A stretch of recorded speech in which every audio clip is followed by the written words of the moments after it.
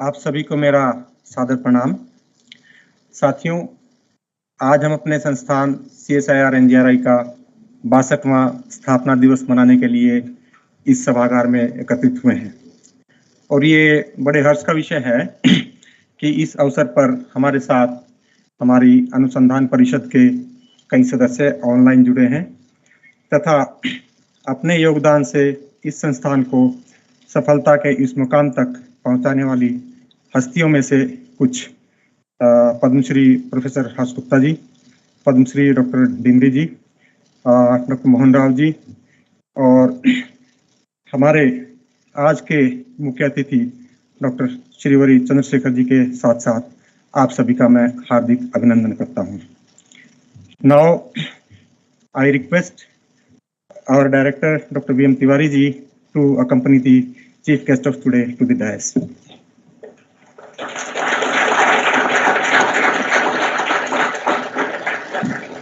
और मैं मिस दिव्या जी से अनुरोध करता हूं कि वो हमारे आज के मुख्य अतिथि का पुष्पगुच्छ से स्वागत करें।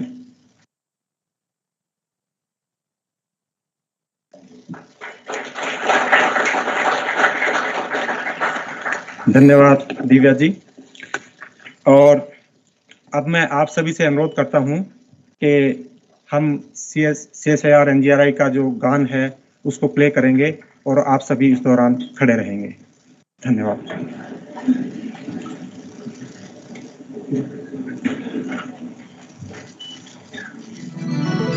देश विकास का आधार धरा है, उसकी शोध में रत है NGRI।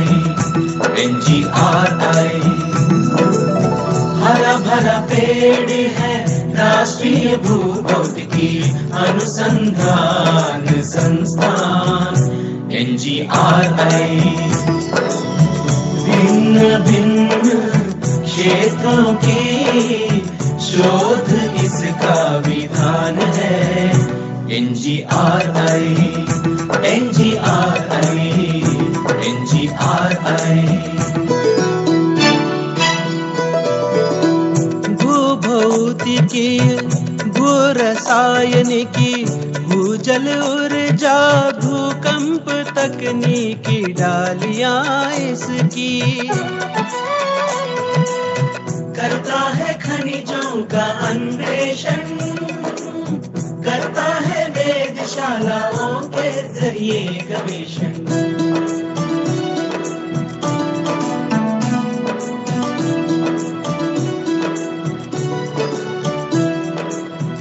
ऊर्जा सुरक्षा देते हैं भूतापीय और हाइड्रोकार्बन विकल्प। इन स्रोतों पर काम करने का वैज्ञानिकों ने लिया संकल्प। सागर भी है कार्यक्षेत्र इसका, पर्यावरण और जन का स्वास्थ्य भी ख्याल इसका, ख्याल इसका।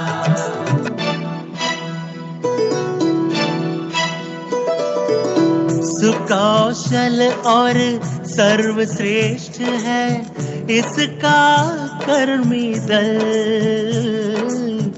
पल्लवित करता रहता है शोध का कवल। भौतिक वैज्ञानिक औद्योगिक अनुसंधान, जन कल्याण लक्ष्य है इसका महान। जन कल्याण लक्ष्य है इसका महान। Thank you. And now I request our director, Dr. V.M. Tiwari ji, to preside over the function and steer the proceedings further. Thank you.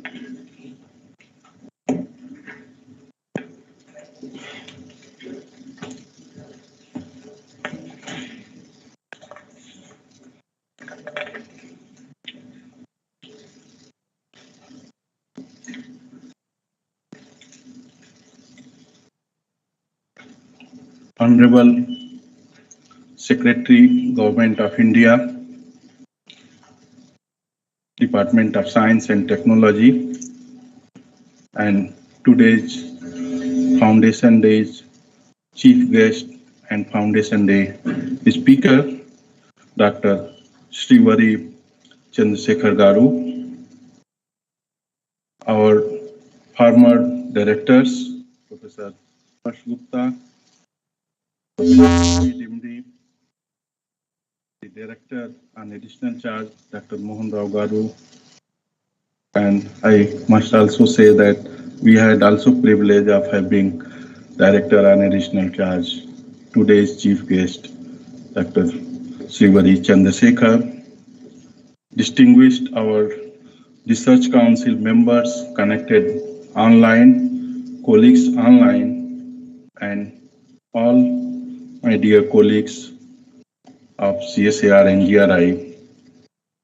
We also have privilege of having several participants who have come for skill development program, and all those who have come to visit CSIR-NGRI for different regions. Very good afternoon and namaskar. My greetings to all my fellow colleagues on 62nd CSIR-NGRI Foundation Day. This Foundation Day is special for several reasons. First, we are meeting just after completing of our 60 years celebrations. Last year, the 61st Foundation Day, we had concluded the Diamond Jubilee celebrations. followed by several other events. Another important thing, since we met last time, it was again in hybrid mode. We could not make it full-fledged, unmasked Foundation Day, and therefore, after pandemic, this is the first unmasked and very open Foundation Day where majority of our colleagues join physically. The another important and distinction of today's Foundation Day is having our chief guest, CSIR and Telangana Vita,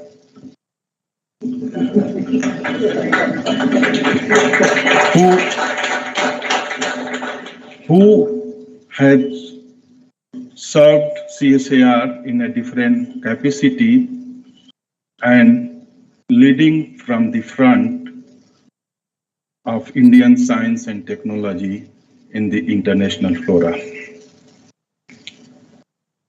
There are many other reasons why we are here making it very special Foundation Day. I will be restricting them and would like to tell that what did we achieve and how did we do very briefly in last 1 year or so. This year is one of the another reason why we make it very special, that this year after when we are going to release the our annual report, we will find the pledge, a kind of thing, what all of us taken together to double our publication, we could make it. And it will be witnessed in the annual report going to be released by Honorable Secretary, Department of Science and Technology. Another thing which has equally been important and often used as a quantifiable marker is impact factor. And if we see in last 5 to 6 years, the average impact factors of the all publications from CSIR-NGRI had been in range of 2.5 to 2.6, and we could make it 3.5. Another thing, there are several things which can be reason to make today's Foundation Day very special. And one amongst that, after several years, we had a paper coming from the NGRI data in the journals like Science.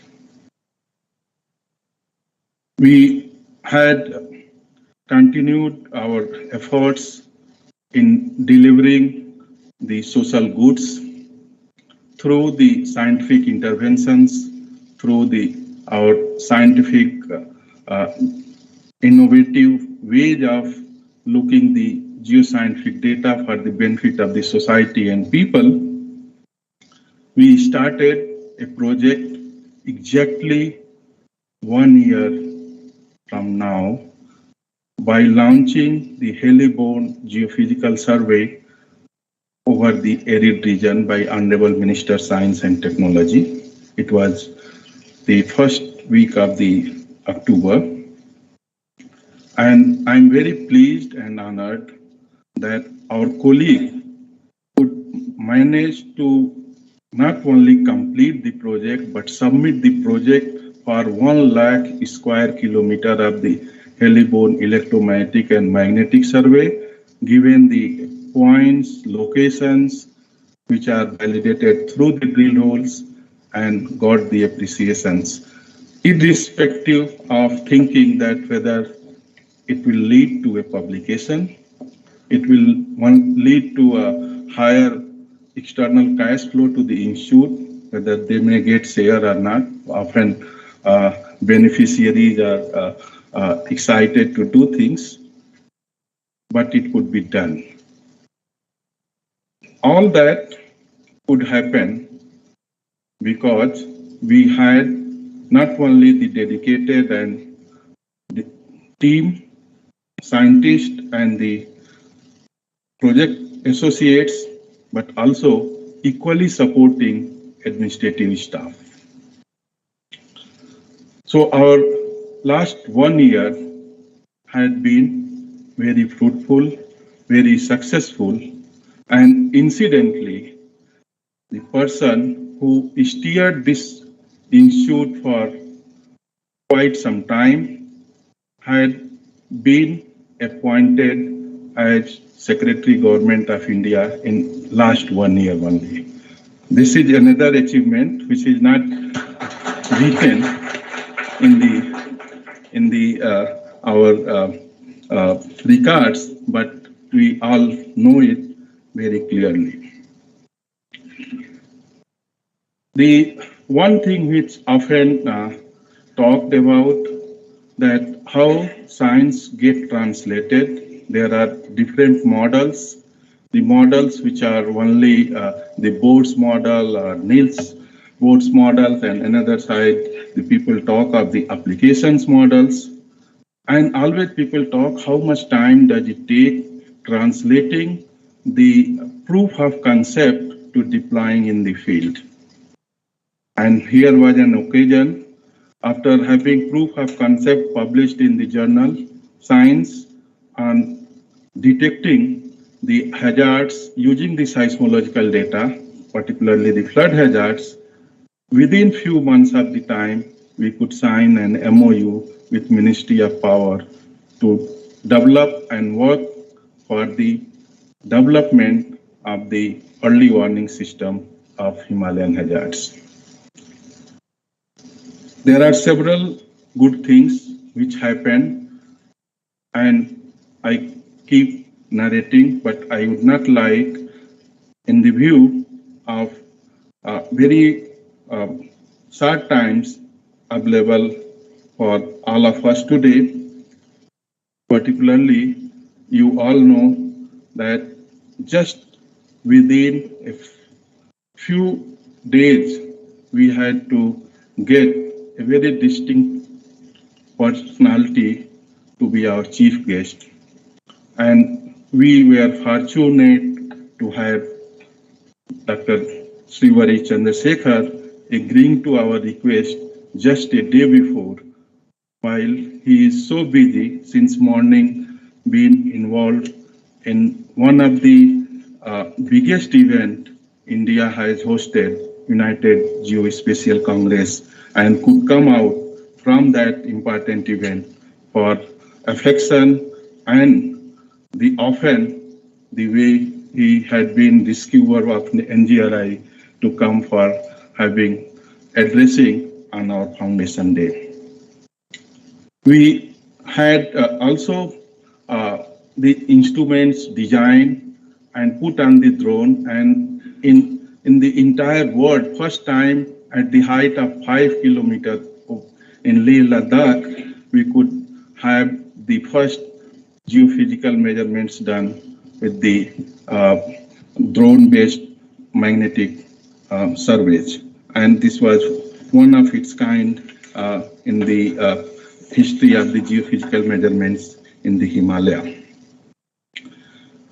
We had another thing for quite long time, have been thinking and was not getting materialized, and the very meticulous planning and the way of selecting the samples of geological importance.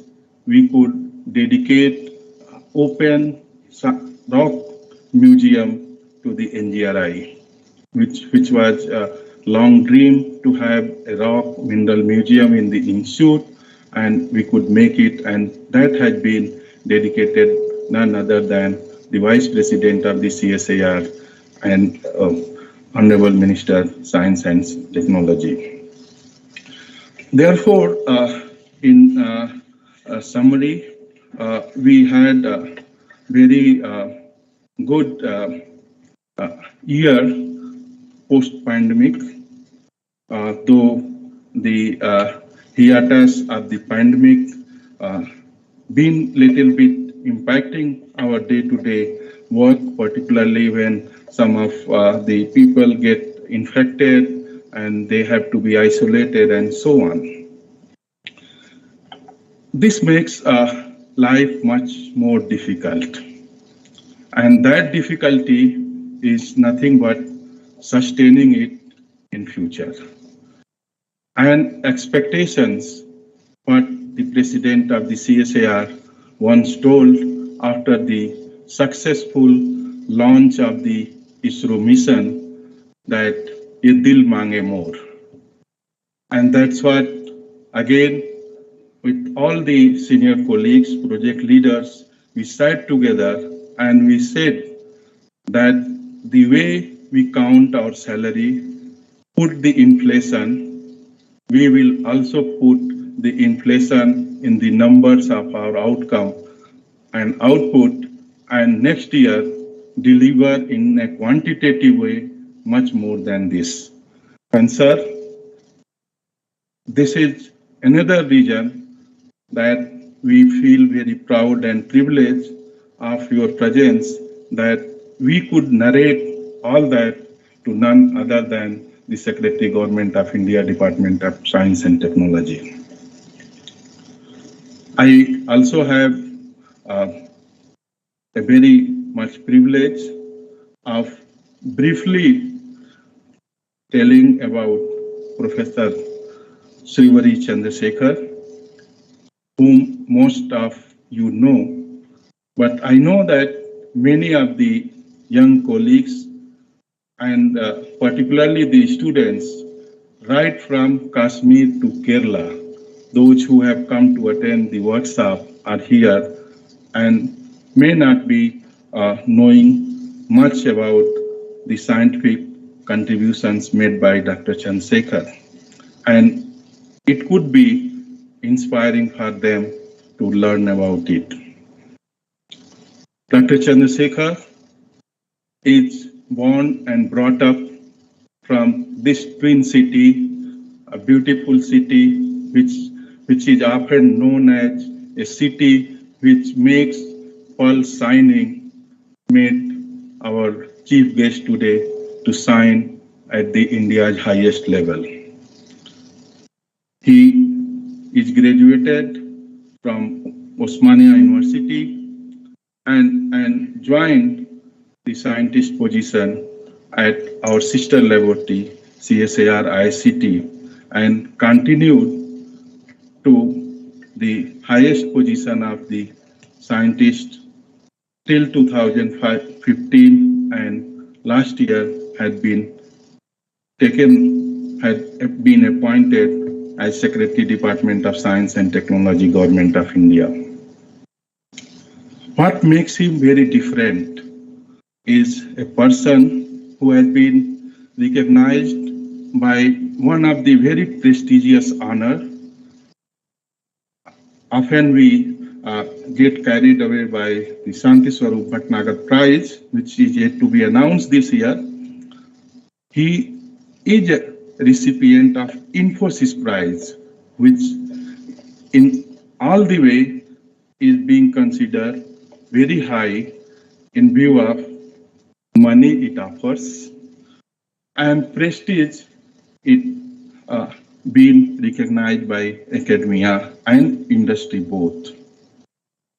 A synthetic organic chemist by research, he is a person who introduced polyphenol glycol as a novel environmentally benign solvent medium. He has developed technologies for synthesis for latest anti-tuberculosis drug, bedaquiline, anti-tumor, an abortive drug, several others.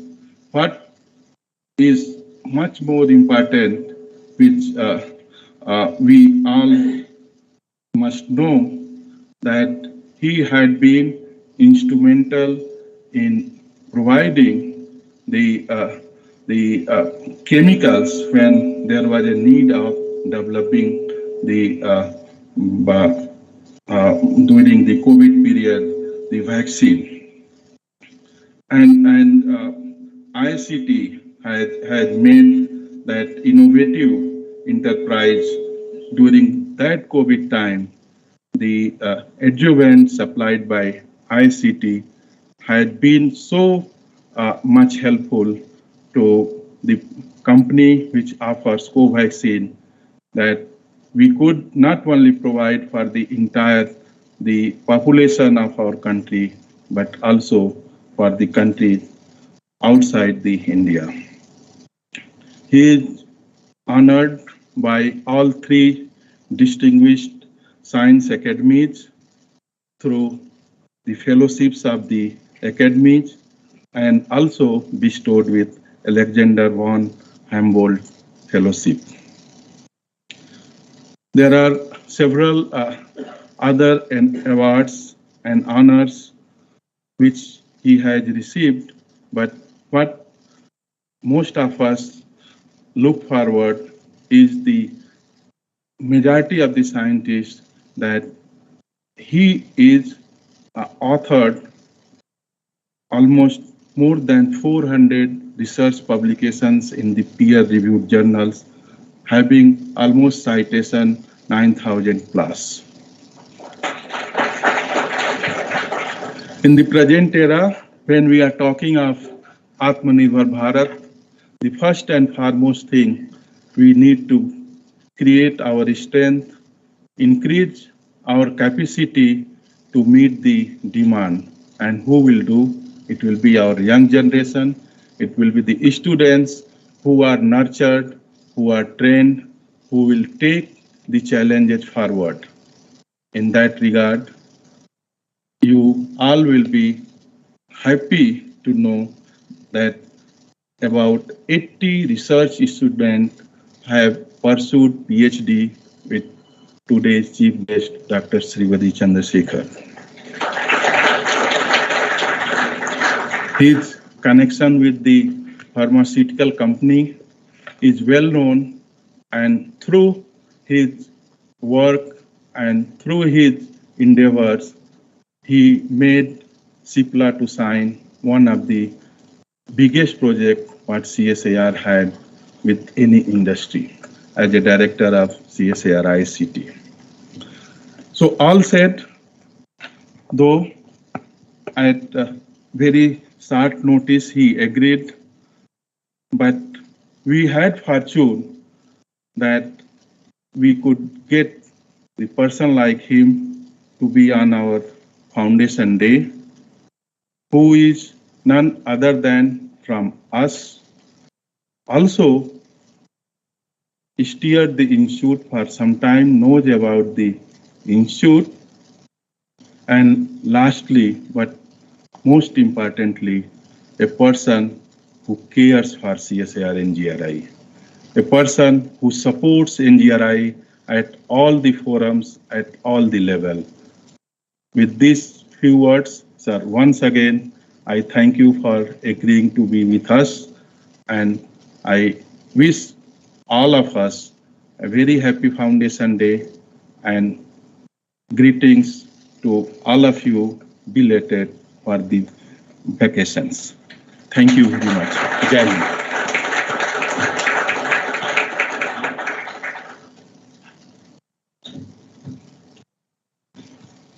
So with this, I know, sir, you have very little time, but please. Friends of NGRI, greetings to all of you on this 62nd Foundation Day. Greetings to all of you, and it's an honor and privilege for me to be part of this very important event. My greetings to all the stalwarts in the front rows and also to all the friends in the auditorium. I need to leave at actually 5:45, but I'll try to extend till 6. Because 7 o'clock is our event again at Novotel. I need to reach there. I don't know how quickly I have to go from here. So without further salutations, I would rush to my lecture. I have a large number of slides prepared for 40 minutes, but I try to squeeze into 25 minutes, and I hope still I'll convey the essence of the presentation.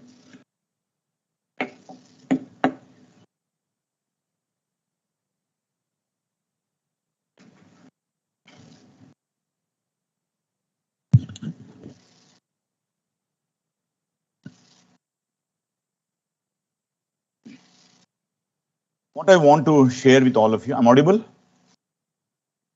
What I would like to share very quickly, a dual role, what I do in the lab is what I was doing about a year ago, and I continue to do some work in Hyderabad. And also as a policy makers department, what is that we also do as DST.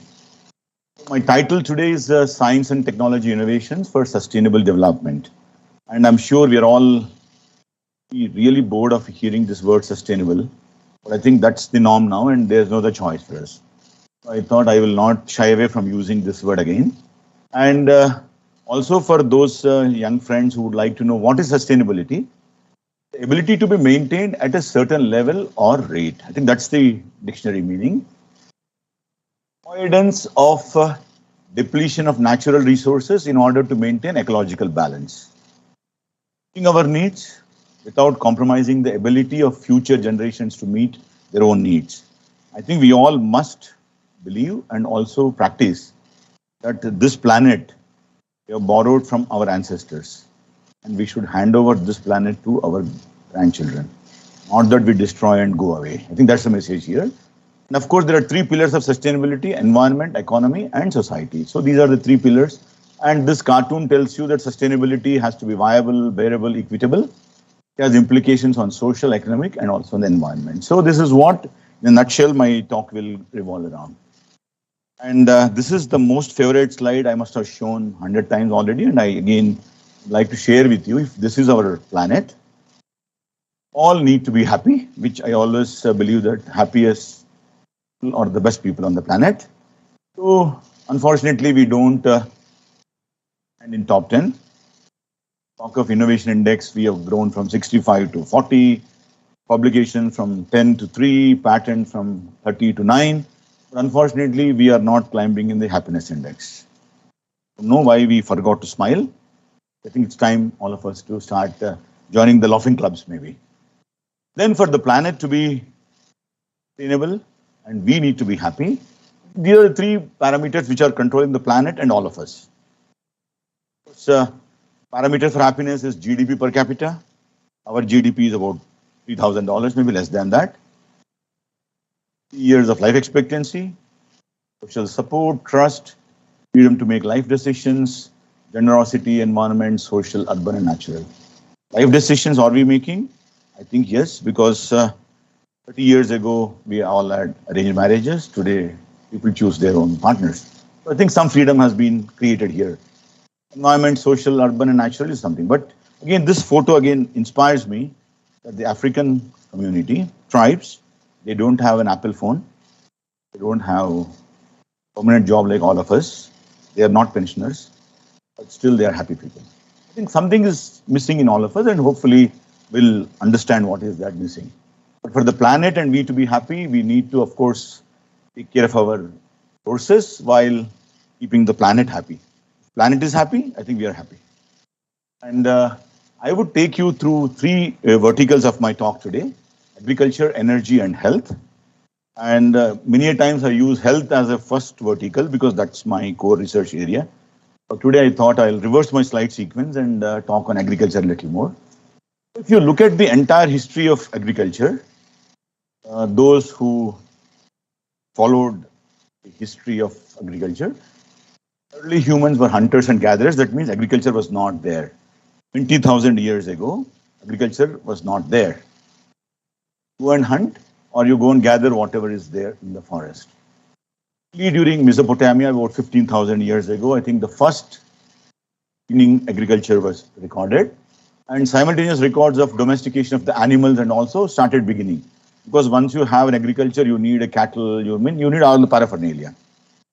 of course, these were the early crops which were part of the agriculture, and major civilizations were across the rivers like Tigris, Euphrates, Nile, and Indus River. That's where the entire civilization happened. And with the crop guarantee, people now had more time to think of others. As long as you're deprived of food, I think no other thoughts will come for us. What is the nearest place to go and dine quickly? Once your hungry is taken care, then I think other thoughts will come into your mind. So other thoughts started coming. I want jewelry. I want to now trade with others. I want to make little more money. And then, of course, all these means of things are happening. And I'm also told that the mechanism of communication was not there during these early parts of life. One, of course, there's no language to communicate. Number two, they don't even know that I should travel another 30 miles and there will be another Homo sapiens and I should go and talk to him. I think that also started much later after all these needs were taken care. So this cartoon again tells you that kind of evolutionary processes which has happened in agriculture. So I would like to take a pause here and tell, while these were good practices, then suddenly we realized that what agriculture we are doing is not sufficient. And then we started getting into kind of challenges. So, okay, now I wanted more food per crop. We suddenly saw people dying of hunger. So we had now famine. We know Bengal famine is one of those biggest things which we encountered. And then thanks to some of the industrial revolutions which which could develop in the industrial era, we overcame this challenge. And I think today planet is more or less reasonably surplus in food. So this, if you look at the major evolutions of a Neolithic British, which I call industrial revolution part, and of course the green revolution. So these are the three major revolutions which really helped agriculture to be, I think, sufficient food for all of us. One catch we need to find here is when we were little nervous on shortages, we suddenly went into revolution of green, blue, white, whatever. Hopefully one or two slides will come on that. But then what happened to all of us was we did not think of the planet, we did not think of sustainability. We only looked that today I want to produce more crop. In the process, we produced large varieties of hybrid mechanicals. Then we started getting into agrochemicals, urea, whatever means we could do, we started making them to see that the food volume increases. The way the volume size of the chick increased, thanks to Mohan Rao and biology fellows, they started hybridizing the animals and all that. And I'm only worried that someday this would be larger than the human being. And then we all will now start telling that, oh, this is too large to kill now. I can't eat the chicken now. I think the size of the crop, including the maize, if you see, has started increasing. So this is the scientific innovation. I think we should really thank the biologists who really made this innovation possible. Otherwise, certainly there would have been a big shortage of food. In the process, did we really take care of the environment or sustainability? So these questions we keep asking ourselves.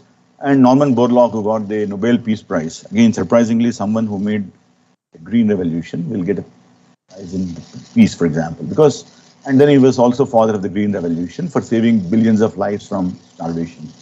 Of course, Swaminathan, who was Indian, who was invited Norman Borlaug to India, and then they worked together and made the revolution for us also. And if you look at the kind of salient features of this, high-yielding varieties of cereals, chemical fertilizers, controlled water supply, and cultivation techniques. So I would like to give a pause on chemical fertilizers.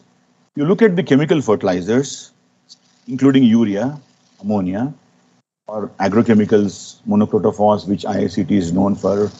These chemicals, while were able to kill the insects or produce the soil strength, but these also started creating diseases for the human beings because of the toxicities these chemicals had. So we went on to next generation fluorochemicals and better agrochemicals, but still not reached that ultimate agrochemical, which is good for soil and killing the insects, but also good for the human if it is exposed. So this Swaminathan, as I told, in 61, Norman Borlaug was invited by the advisor to Indian Agriculture Minister, Swaminathan. Then we imported wheat seeds from International Maize and Wheat Improvement Center, and Punjab was chosen to try growing seeds, guaranteed water supply. So these are the small changes, and we can see the kind of crop which we started increasing. While the farmer was doing one kind of crop and then he is reasonably happy, but then again, kind of stress he had on the family, the kind of soil quality is going down, they need to look for alternate sources of revenues. So beside the field crops, you do vegetables, fruit cultivation, poultry, livestock integration, duckery. Of course, so these are the new generation of money generation for the families to sustain. And if you look at the technologies, what we are currently practicing, for example, drones in agriculture, which will make sure that the precision agriculture happens. Again, NGRI has made tremendous contributions on aerial survey. So how the new technologies we could use for better agriculture. While if you allow a farmer to sprinkle urea in the field or spray pesticides, physically when he walk around the field, he would not have the overall view of the crop, and then he will try to spray a chemical till physically he sees that insect is killed. Now the technologies have to be improved in such a way that we should know the population and what concentration we should spray, when we should stop. We need to go away from a farmer wearing a big heavy machine on him and the carrying of pesticide on the back, spraying and exposing himself to all the chemicals.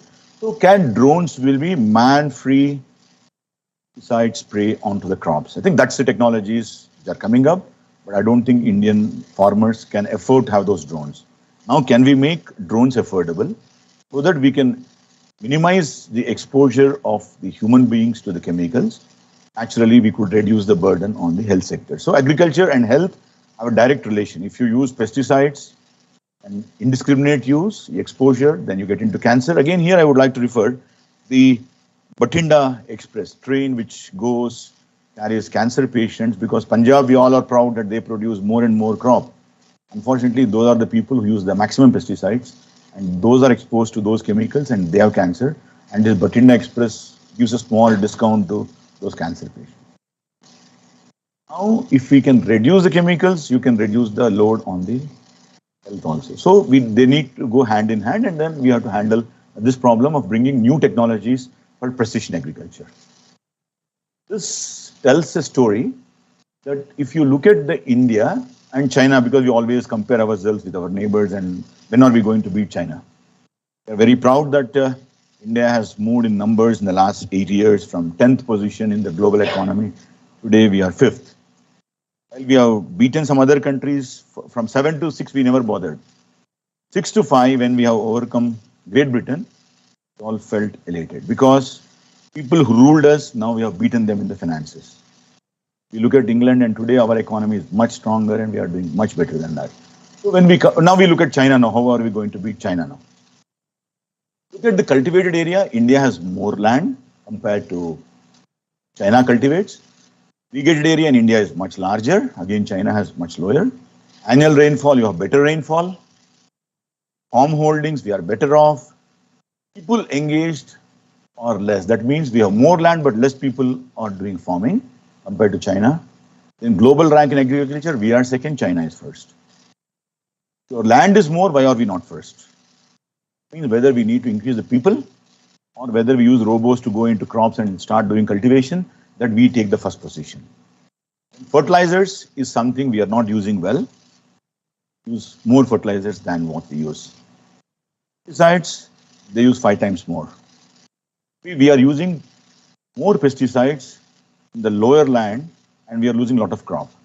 How can we really rationalize using AI tools or the modern techniques we have so that we could also use more pesticide but in a controlled way? And of course, we use very poor hybrid seeds and China uses better hybrid seeds. Look at the per hectare quantity of the product you get. Imagine per hectare, if paddy US gets 70, India gets less than half. You can also get exactly this. But do we want to compete Pakistan? I think we want to compete China and US. Again, I think we need to see whether what kind of new variety of seeds which give us better crops without using more pesticides is something we need to concentrate. That is where you can go to sustainable agriculture. Similarly, in all sectors, we are much lower compared to China. Thus, if you look at the agrochemicals in India's perspective, we about $968 billion used. about 28% of the world share. And remember, their land is less. They are producing 28% of the world share. India has much larger land than them, but we contribute only 12%. This is little alarming. While we are strong in agriculture, imagine India is about 1.4 billion population of 8 billion if you take approximately on this planet now. So we are about 20% of the world population, only producing 12% of the world share. We need to reach 35-40% that we become the world leader. What are the new technologies? Again, NGRI has a major role with your technologies. If the groundwater is depleting, how to recharge those waters. Again, these are the works which NGRI does. I'm sure you will play a very important role in this sector again. Agriculture has a direct bearing on the health, as I mentioned. Both sectors, health and agriculture, would be controlled by the cost of energy. Well, look at the subsidies governments give to farmers, water or urea subsidy, or we also give subsidy for buying pesticides. Many governments, including Telangana, per acre government gives 6,000 rupees per crop so that they could buy some material to use. Major cost for a farmer goes into energy. Means he need to pump the water from the bore wells. That energy is required, and of course water also is not free on this planet. You all buy water bottles at 30 rupees. You charge water to farmer and also charge power to farmer. Statistical numbers says that you will not be able to get Sona Masuri rice at 45 rupees or 50 rupees what we are getting currently. So 100 rupees. Means we don't require to complain that subsidies are given to the farmer. That subsidy is directly benefiting all of us. Government subsidy to farmer, you will increase the price to 100 rupees per kilo and you will not be able to buy. Don't require to grumble that subsidies are given to the farmers. So if you look at energy cost is the maximum for a farmer. So how we can really do the energy to be affordable and sustainable is some question we need to ask ourselves. Just to have the evolution of energy for all of us. All of us, sun gives the first source of energy. Before sun, there is no energy for us. And of course, fire, then we developed a candle, we went into kerosene lamps, we went into lamps which are made of tungsten lamps, which were not environmentally friendly. I remember when we were young, if you put the tungsten lamp, 50 watt, 100 watt, the room becomes so hot. You can see the bulb, the tungsten is broken, then you need to buy a new bulb. So today we are talking of LEDs. So really the science has given us, using the same 10 watt input, the room gets more brighter using LED compared to a 100 watt tungsten lamp or a 1000 watt tungsten lamp. So this is the evolutionary process of light, how we are harvesting now. Just again to capture some Google note for all of you. Fire was the first source of energy for all of us, and it was discovered rather than you call it an invention. Fire was most likely given to man as a gift from the heavens when a bolt of lightning struck a tree or a bush and then it took a wildfire. As early as 400,000 BC, fire was kindled in the caves of Peking man. Prehistoric man used primitive lamps to illuminate his cave. Prehistoric societies used fire for warmth and cooking approximately many years ago. That means it was there since the Homo sapiens was there. The first known use of fuel was the combustion of wood or sticks by Homo erectus nearly 2 million years ago. Primitive humans may first have savored roast meat by chance. That means people were eating raw meat. By accident, maybe a meat was fallen into a burning fire and then it tasted better or it digested better, and then they thought roasting the meat was the way to happen. So this is how I think we started getting onto the fuel. Roasting is not there, all kitchens will be shut down, and kitchens also contribute to about 7% of the global greenhouse gases. All shut down kitchens, maybe I think we are environment friendly. And we eat raw. Now I need to reduce the greenhouse gases while my fuel is still there. You don't want to burn coal, you don't want to burn wood, you don't want to burn anything which gives you carbon dioxide as a byproduct. I also want to bring a little bit of chemistry to all of you who studied chemistry in high school and forgot most probably.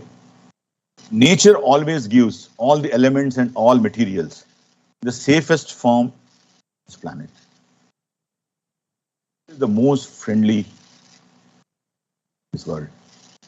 gives you carbon. Doesn't give you carbon dioxide actually.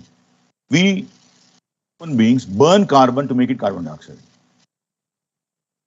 Carbon dioxide we call it a greenhouse gas, and this is the one which is causing the global warming. Today we have recorded 450 ppm of carbon dioxide. Goes to 480, 1.5 degrees centigrade will increase of the planet, and that will melt all your Antarctics, and then sea levels will increase, and we have another challenge now. We are in Hyderabad, we are much above sea level. If you have any friends in Chennai and Bombay, ask them to come to Hyderabad, otherwise they'll drown. So now, how can I stop melting these? Go to wind energy? Can I go to biomass, hydro, solar, geothermal, tidal? Stop burning coal. Don't want thermal power plants anymore. Yeah, already still depends on more than 50% of energy. When are we going to convert this coal burning stoppage and then go to nuclear power or go to these kind of alternate sources? Again, if you look at uranium, when I talk of nuclear, uranium is there, this planet, as a very stable isotope, as a pentachloride or as U2 oxide. We make it naked uranium, change its atomic state, make it nuclear reactive, and then we say that nuclear energy is not good. If there's an explosion or an accident, we are looking at how if a nuclear explosion happens, what kind of problems we'll have. We have seen the Japan episode, we have seen the kind of things happening. So now these are safe alternates compared to carbon, hydrogen, carbon and nuclear fuels. So now we are looking at how we'll go to sea. We can't afford to take river water for energy because sea is the largest, 70% of our planet is covered with sea. Can I take the saline water, it off without energy, membrane technology, get pure water, electrolyze it, I get my hydrogen, I get my oxygen. If I take 1 liter of saline water and put into my car, do I need a catalyst, electrolysis, or any mechanism by which hydrogen goes to car burning, oxygen comes into my car air conditioner, I get best oxygen into my chamber when I'm sitting and driving a car? Are we inching towards that, and what kind of science we need to do? Then only this planet will be sustainable. Otherwise, I think we all need to go back and look at how Tech Mahindra chief tweeted last week. Showed a picture. Bullock cart, farmer was sleeping. Bullock cart is going on its way. He says, this is the tool which does not require a GPS because the bull knows the house, where to go. Doesn't require any energy because it has eaten the grass, which is green. Farmer is happily sleeping, and you reach the home, and no piston to produce carbon dioxide into the environment. Nitric oxide, no sulfur dioxide. You want to go towards bullock cart transport, or you want to make our vehicle as clean as bullock cart? The question we need to ask ourselves. Mahindra chief doing that is the future. I think something is not right. So we need to really look back and see whether I could be as clean as my bullock cart technology. Carbon footprint, as I told, greenhouse gases are going to spoil our planet. Carbon dioxide, methane, NO in various forms, NO1, NO2, whatever. So these are the ones which are going to kill all of us. Now, if you look at this greenhouse gases, I also would like to make an anecdote which I pointed out day before yesterday in SRM convocation. Now, most of you are driving a Euro 6.0 vehicle. Diesel, what you use is not really competent to run a Euro 6.0. Now, it's mandatory that you need to use AdBlue solution. Every month, you need to fill 5 liters of AdBlue into your engine next door, which goes into the piston, and it captures all the NO gases. AdBlue, if you Google, is nothing but ultra pure 99.999% pure urea. Whenever the NO is produced, it reacts with urea, and then there's a chemistry mechanism which traps NO, and then your nitric oxide levels in the atmosphere will come down. So now, a rich man is also competing for urea. Or to buy a Euro 6.0 car, also competing with farmers' urea, which is subsidized urea. Again, you go back and look at the chemistry, urea is made from ammonia. Very energy intensive process. We make ammonia at room temperature. Can we make urea at room temperature without heating anything? Now that's where the green ammonia things are coming, green urea. Now we need to really look back and see what are the things we can do without heating anything or without cooling. And cooling costs energy. Your refrigeration consumes more power, air conditioning consumes more power. Make this room cooler without using air conditioner, using those freon gas or I don't know whatever gases are used. Then only this planet will be sustainable. Otherwise, we have to go back and see the way we were wearing the mask for the last 2 years. Today you announced that we are mask-free world. Who knows, in 2050, we need to carry an oxygen cylinder like we see some of those movies, which you time clock in Aditya 365 or some movie in Telugu. 3000, there won't be any oxygen, lot of radiation on this planet. Everyone has to wear space suit. It happen? If we behave the way we are behaving today, it will happen. We need to be a little more cautious on the environment and see that how we can reduce these greenhouse gases. What is that we can learn from Bhutan? Bhutan becomes the world's first carbon negative country. They did not do industrialization. All know that during the lockdowns, all our machineries were shut down. People say that from Amritsar you can see Kanchenjunga, for example. Means it's a reversible process. Again, we have an opportunity for us to reverse the process. Not that we have spoiled now, we cannot correct it. If we behave well, other planet will forgive us. So we need to really correct ourselves and hopefully we will reduce the greenhouse gases and make this planet really, really sustainable. I also would like to refer an article which I read yesterday, which Professor Govardhan Mehta shared with us. The amount of mass we are producing in this planet, last 40 years, 8 times more than what we produced in the entire history of industrialization. The predictions are, by 2040, we will produce 3 times more mass than this planet can bear. We believe that mass can neither be created nor destroyed, but we are really converting one form of mass to other form, which is a bad mass. We need to really make a circular process. If I take carbon and burn it, I'm okay with that. How do I convert carbon dioxide back to carbon? That's the science we need to work on. While if your energies are taken care, I think that's the best to keep this planet sustainable. And the last part, of course, is quickly tell you on health has direct impacts also on the planet. One person in a family gets cancer. The financial load the family will have is enormous. So how can we make affordable healthcare?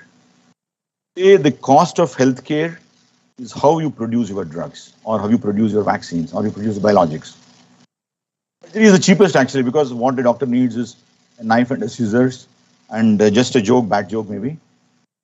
Low investment is one, you have a knife and scissors and you can do any surgery. And it's anesthesia. But if you really get into chemotherapy, the kind of expenses a family bears, kind of trauma they will have, how can we make health affordable so that the families don't go onto roads? We need to make sure that the health becomes most sustainable. One, of course, by practicing good practices of health, starting from yoga to meditation to whatever good practices, of eating junk food.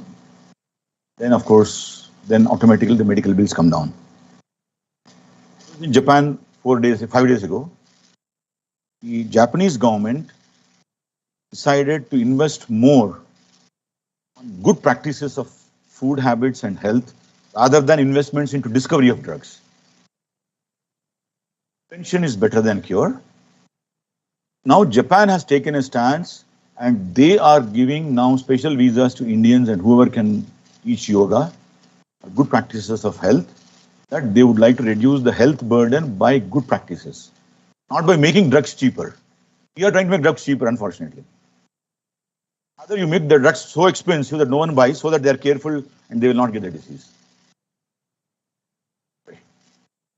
Slides. So of course, while as long as mankind is there, we would like to be healthy. So naturally, diseases will come. Corona, we never invited, it came accidentally. Again, this is because we started living more and more closer to the animals.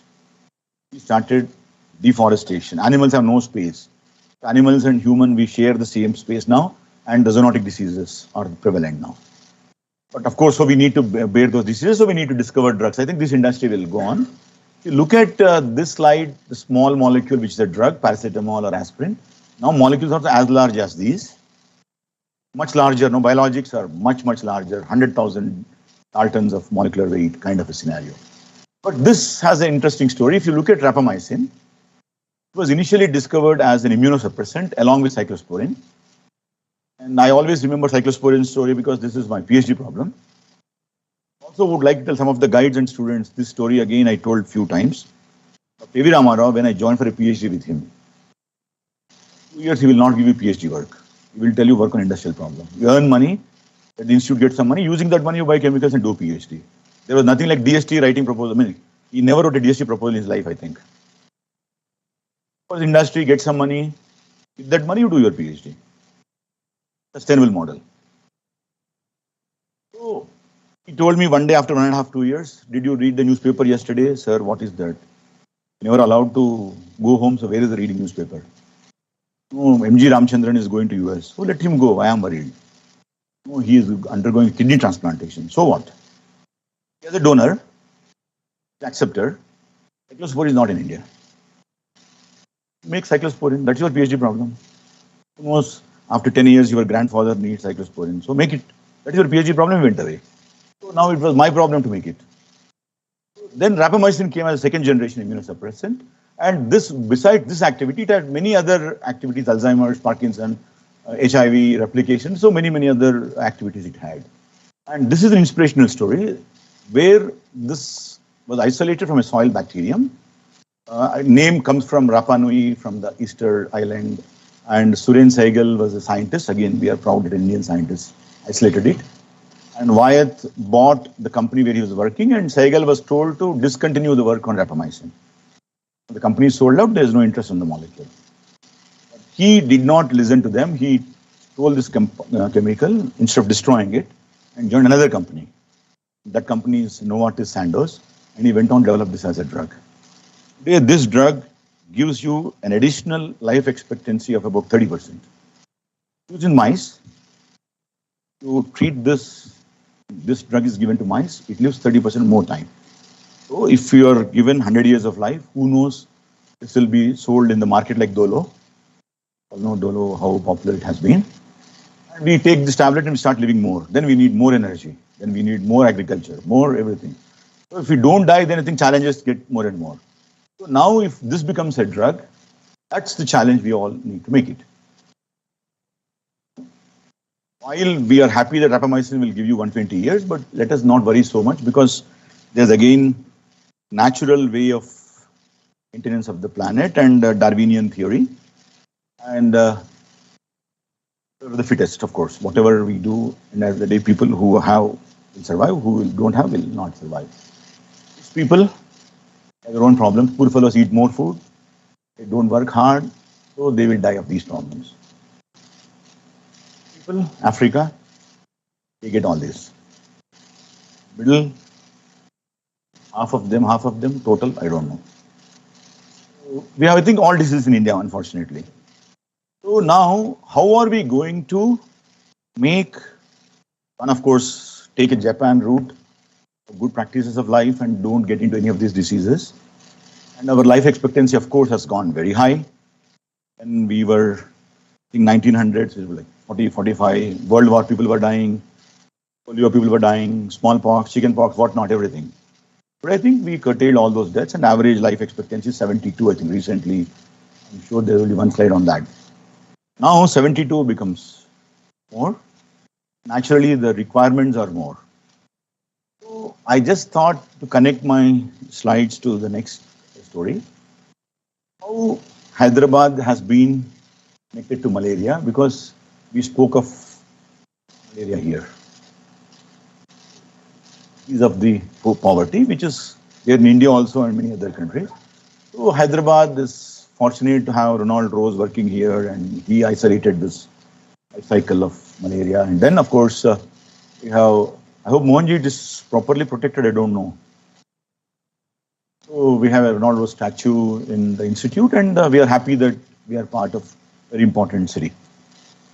Malaria we can cure with some of the drugs. And I want to again connect you to art ether. He discovered this molecule. This week has been exciting for all of us who will be Nobel Prize. As if we are going to get every day at 11:30, we turn on the radio or TV to see who is getting Nobel Prize this year. And imagine this lady gathered traditional Chinese medical data to get 640 prescriptions. One of them is artemisinin. Cures malaria today. He has many more medical data available. It's time that we all start looking at our Ayurvedic traditional knowledge. Daughter was sent to boarding school and could not meet her till to accomplish her task. This statement is inspiring to all of us. This Foundation Day, how many of us would like to decide to stay in NGRI? Till I map the entire country using the drone technologies or telephone services, Virendra, pay back, maybe your daughter will not recognize after 20 years, then you go home. But that's the commitment a woman has shown to this world, and then we have a drug which we are using today. This is the slide I want to tell you that when we Paleolithic to 1900s, the 30 to 40 was the average expectancy of life. So naturally, the resources what we have are sufficient to take care. Now, man, again, an inspiring person. John, good enough. Good enough. Made our lithium battery and made our lives miserable. Had he not discovered lithium battery, we should have not used the mobile phone for sure. He got his Nobel Prize at the age of 97. All of us have a chance. There are 40 years to try. Imagine if all of us start living for 97 years, 100 years, 120 years, rapamycin. How are we going to make this planet sustainable? That's why I'm repeatedly telling that we don't require to develop aversion to this word. I think this word is going to be part of our life. Then we need to keep making things which are going to be sustainable.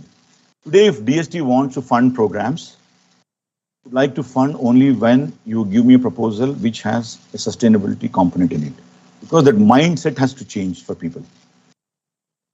Today, if we invest an experiment, even bother what is the raw material I started, what is the raw material product I ended, or how many atoms I lost, how much of energy I have consumed.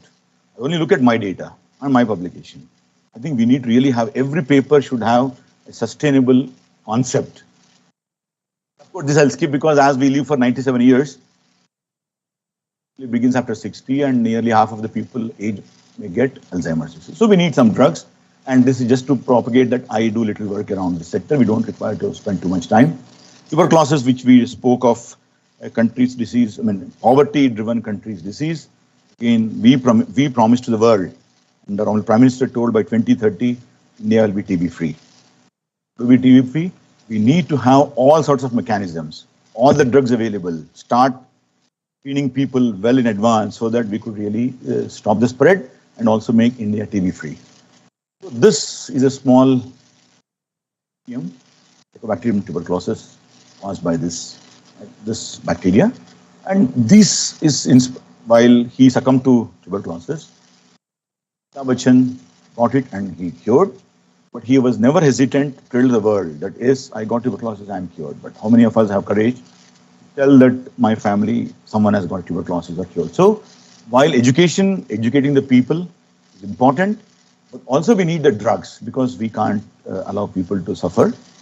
So these are the 4 drugs which are currently given treatment, and we made a wonderful review some time ago on how many drugs are available and how we can treat tuberculosis, what are the new things happening around that. This will certainly help us to make India TB-free, hopefully by 2030. And this is a drug which Viren was talking when he was introducing me. It was approved in 2011, but then it is not available in India. We made a process and kept it ready only on a bench scale, but hopefully when India needs, we'll be able to make it. Something we contributed during the COVID. And we are very proud that 24 crore doses of Covaxin, which is made so far by Bharat Biotech and supplied across the world, all 24 crore doses has 15 micrograms of a chemical which was made by us in IICT clean room, and it has gone into every bottle. No exaggeration. So we have not used any factory, any company. It was made in IICT during the peak lockdown. And hats off to all my students and technical staff and scientists who worked on this. Similarly, we made some contributions on this. While I'm talking of this, we also learned a lesson from this, that you could make these products from chemicals which are lying idle in the laboratory. They were bought, they were not used for any purpose. Then we realized that some of them could be used. This itself is an indirect contribution to sustainability. Other than a bottle lying in the shelf and later it goes into the earth and someone digs and puts in. So this also tells you that if anything is lying idle, not used, can be put into use itself is a indirect contribution to sustainability. So the objective of all of us in principle has to be word waste has to be removed from the dictionary. That's the oath we need to take. Nothing is waste. Anything you buy today has to be used for something else tomorrow. And when it goes bad, use it for something else and something else and something else. So while these are some of the works I thought I'll share with all of you today, but to wear the hat of Secretary DST, what we do in the ministry. So our job is basically to see that how our Indian science sector does well, both in discovery, technology, innovation spaces, and all our funds will tend to go around these sectors. And of course, people complain that there is not so much money available in India for research. Enough money if you want to work in sustainable work, sustainable research. And we spend about 0.7% of our GDP, whereas other countries spend little more. And India is now building National Research Foundation where little more funds will come into research. One challenge we encounter as a DST is when the money is given to organizations. Big challenge is getting UCs back. Finance officer is in audience. My humble request is, I think, please help us in giving proper UCs so that we can replenish your funds.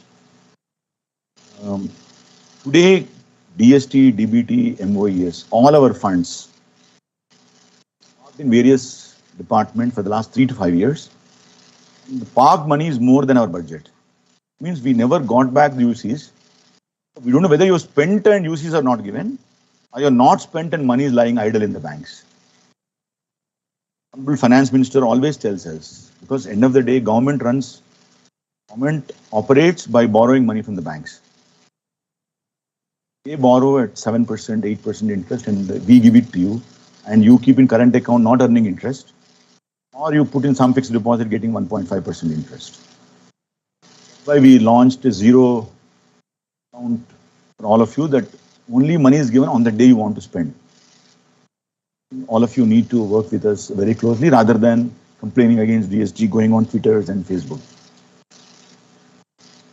Of course, our objective is to increase the number of scientists so that India does better. And to end my talk, the Earth has enough resources to meet people's needs, but will never have enough to satisfy people's greed. So don't be greedy for fund from DST. Raman, we never gave a research grant and he got a Nobel Prize. If you don't take DST grant, there's a good chance you will get Nobel Prize. So, and of course, these are the major missions we are currently operating. Solar mission is again very critical for sustainability, how we can really tap the entire solar energy to us. And energy efficiency is something we are very anxious. Then sustainable habitat. Then water mission, again, which is very critical, how we conserve water.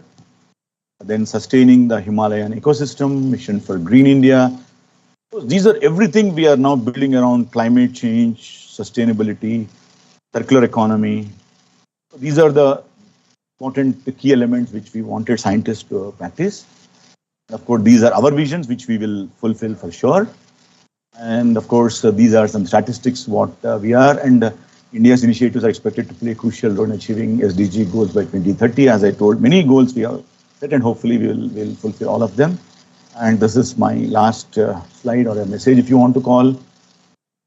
Basic human needs provided to everyone free of charge will be taken for granted. We need an accountable for everything. Focus should be on the non-basic luxuries.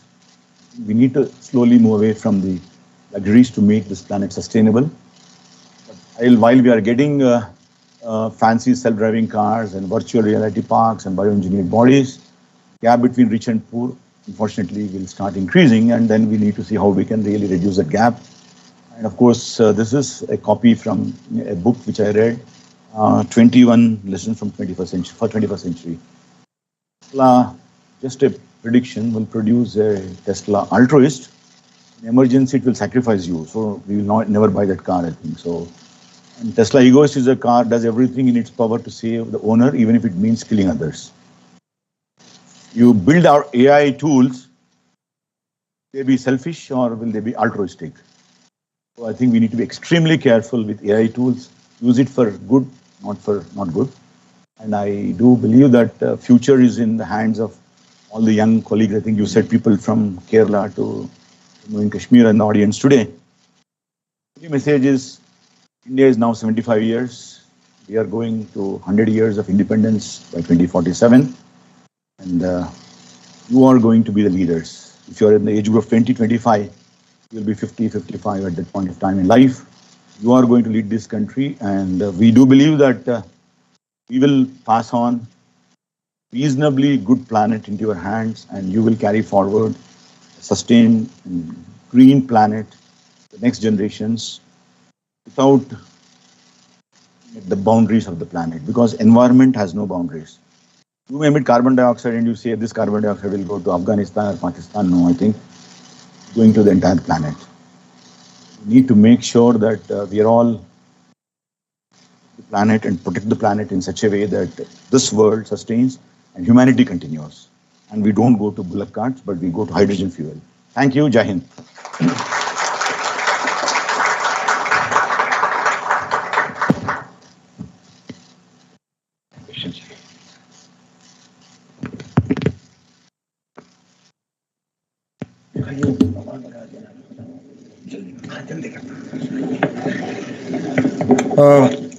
Thank you very much, sir, for your thought-provoking talk, and I think the message is well taken. And it's our responsibility to give a sustainable planet to our future generations. I think Dr. Chandrasekhar is running out of time, and we will quickly go on to the next agenda of the program. I request Director Dr. V.M. Tiwari to felicitate our chief guest.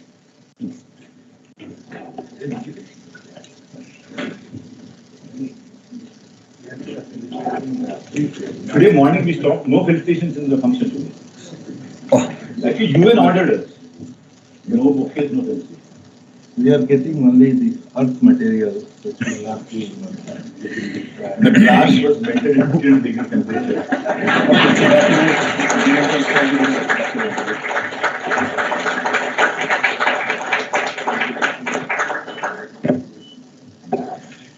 Thank you very much. And it's our, we request you to.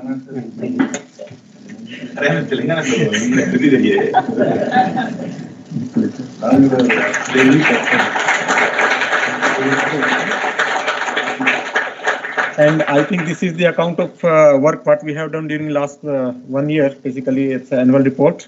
So I request you to kindly release it. This is sustainable. And the back will be used. Yes, it will be reused, sir.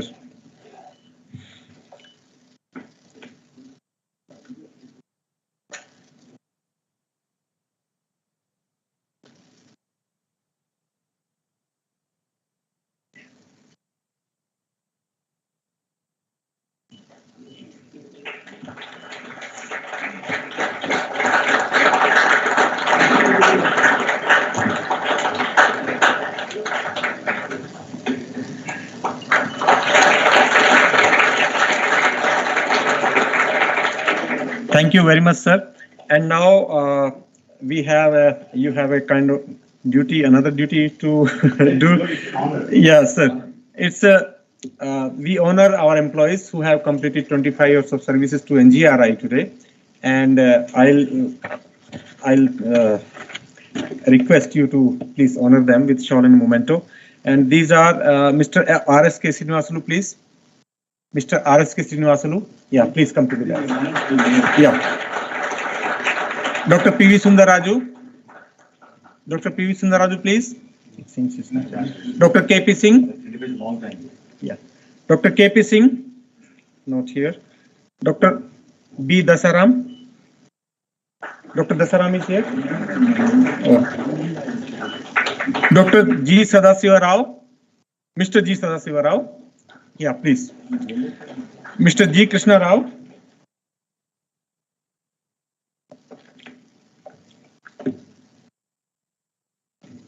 And Mr. K. Das.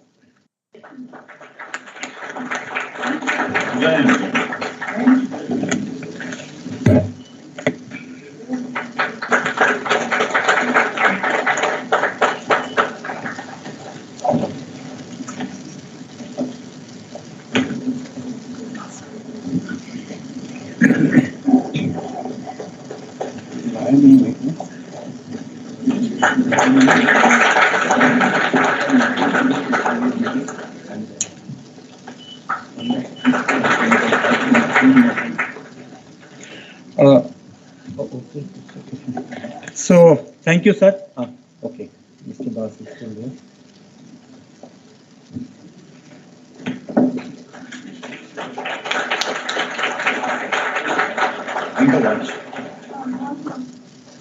One clock.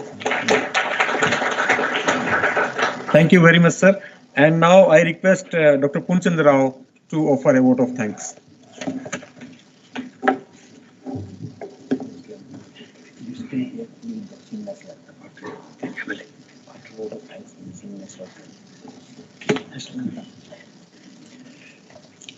Dr. Srivari Chandrasekhar Garu, Secretary, Department of Science and Technology, Government of India, and Chief Guest of the Day, Dr. V.M. Tiwari.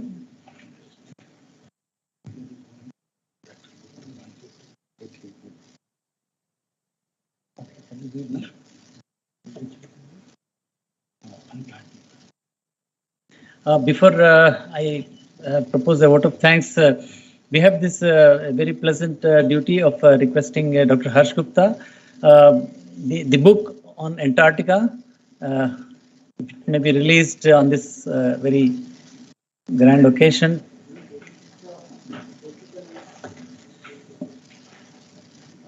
It's an honor to be. The reason for that, this book commemorates the 50 years of DST, because I work for DST. 40 years of DOD, because they started, and 50 years of NGRI. So all these things are there. 130 years.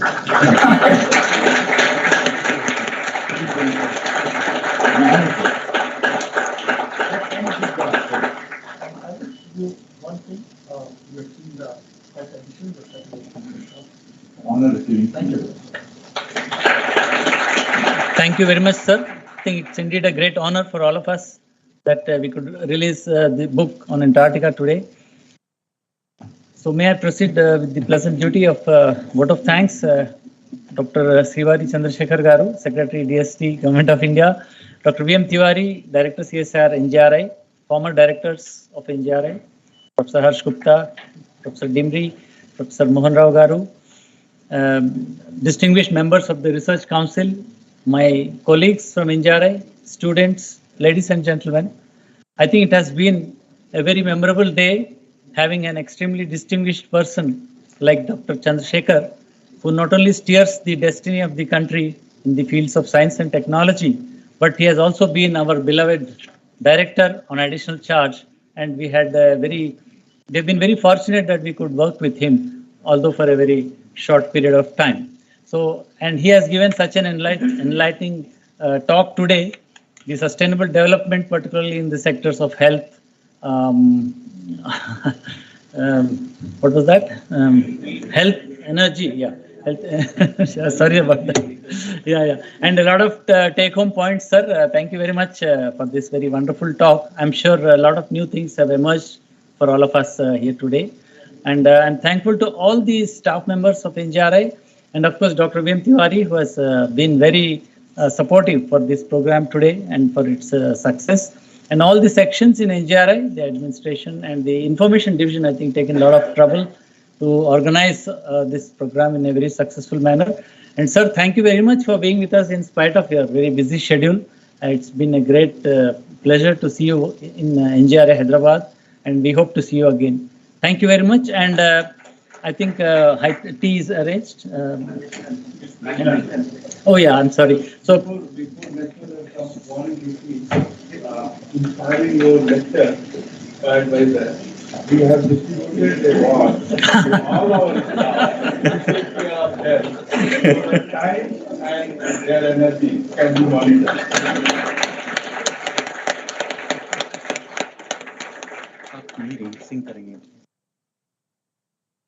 So can we stand for national anthem, please? Yes.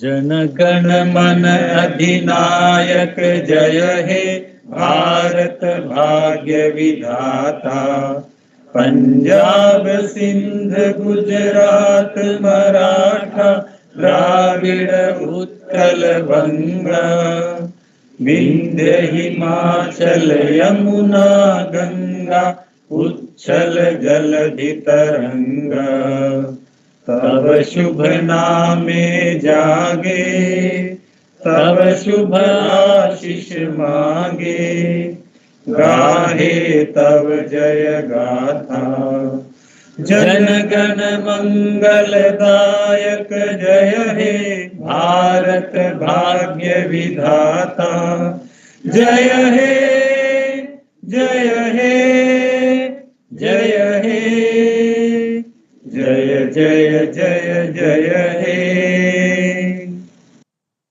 Thank you. And all the staff members are requested to have high tea, which has been arranged in the lounge of the SP hall. Thank you very much. Really catch up there.